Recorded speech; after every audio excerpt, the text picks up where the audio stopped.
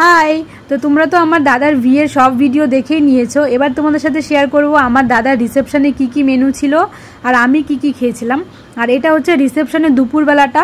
আর দুপুরবেলাতে সব ব্যাঙ্কোয়েটে খাবার দাবার আয়োজন করা হয়েছিল। একদম সিম্পল খাবার ছিল, যেহেতু সন্ধ্যের দিকে আমাদেরকে হেভি খাবার খেতে হবে, তো সেই জন্য।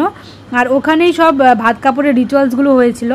আর সবার ফার্স্টে যেটা দিয়ে স্টার্ট করব সেটা হচ্ছে স্যালাড, আর তার সাথে ছিল আলু, আর এটা হচ্ছে মটরশুঁটি দিয়ে একটা মিক্স ভেজ টাইপের, আর সাথে ছিল লুচি, আর ছিল এখানে সাদা ভাত, এখানে ছিল ঝুরে আলু ভাজা, আর ছিল ডাল, আর এটা হচ্ছে চিকেন, আর হচ্ছে কাতলা মাছ। এবার আমি কি কি খেয়েছিলাম সেটা তোমাদের সাথে শেয়ার করি।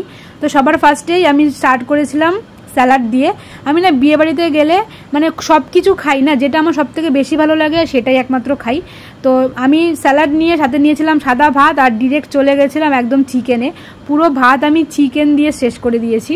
তার সাথে নিয়েছিলাম আলু ভাজা, আর আলু ভাজার সাথে চিকেনের যে কম্বিনেশনটা দারুণ খেতে, মানে যারা এখন এটা ট্রাই করোনি একবার জাস্ট ট্রাই করে দেখো, হেভি লাগে খেতে।